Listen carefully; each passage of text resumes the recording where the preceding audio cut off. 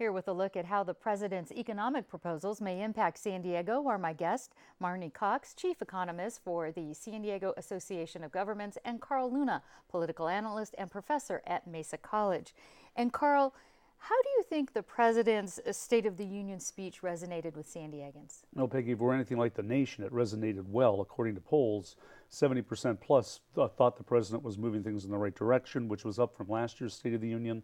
A little bit lower on some of the specifics, like the universal community college initiative he talked about. That was around 60%, but I'm sure things like community college, earned child credits really resonate well with the San Diego, with a lot of workers and students who are struggling to get by. And he mentioned the military slightly, but Marnie, national numbers backed up the president's claim of a spectacular economic recovery after the recession.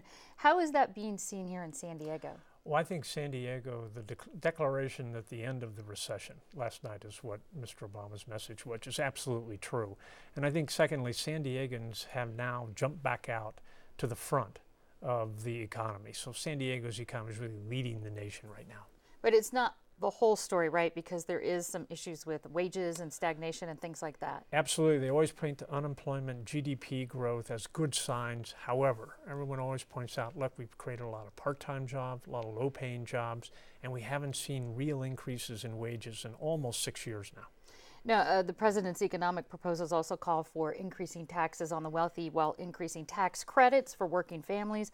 Marnie, how would that impact our economy here? Well, here I think that it wouldn't be all that bad. However, you have to keep in mind that we have a business community that's research oriented, and so they look for these kinds of tax credit kinds of things as investments. So in that sense, you're going to get a little pushback from the business community, but I think overall probably good for the economy. And Carl, let's talk about Obama's other proposals. Free community college. I know there was a watch party last night. Paid 6 days. With Republicans controlling Congress, how likely is it that you think these proposals would actually get enacted? I don't know, how likely is it the Chargers will be in the Super Bowl next year? You're fighting against the odds and all that. Even if we deflate our footballs, we're going to have a problem with that, and the president can't deflate Congress. He's going to have opposition. I'm seeing all the Republican side of the media saying that this is just the same old, same old. They want to keep things from moving forward on the president's agenda. Otherwise, it's helpful for Democrats in 2016. This is the price tag of perpetual campaigns. We never get around to governing. Well, and he said that. I'm not running ever again, so here I am. I'm going to push these agendas forward. He didn't quite say that last part, but he did say he wasn't running again.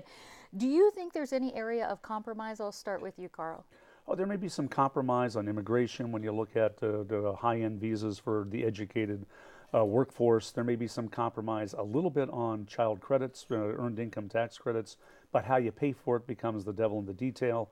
The deficit's going down, but a lot of people want us to be running a surplus and then cut taxes and get back to a 19th century libertarian paradise.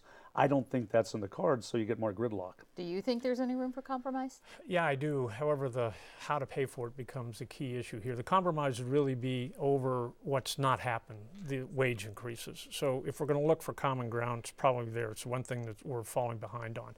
Earned income tax credit is probably a much better solution than an increase in the minimum wage.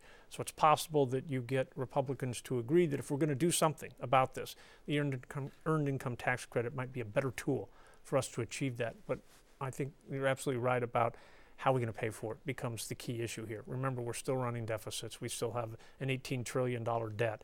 And so now the Republicans are looking at that. Do you think that the president's legacy now is starting to take shape?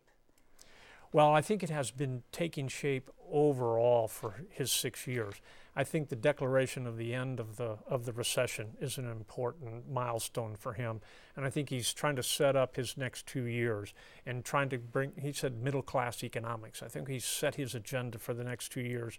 And I think that's resonating with other people because they have not participated the same way that select groups at the high end of the income spectrum have. Right. And Carl, do you think he's starting his legacy here with things like the middle-class economy? Yeah, this is moving more into the statesman's phase of his presidency. You'll see more things like the Cuba Initiative and foreign policy, trying to be the champion of the middle class. Though in a global economy where you got billions of people entering the game, it's harder and harder for Americans to be able to move forward until everybody else in the world is doing better. How you fix that may be beyond any president of either party. All right, Carl Luna, Marnie Cox, thanks so much. Thank you. Thank you.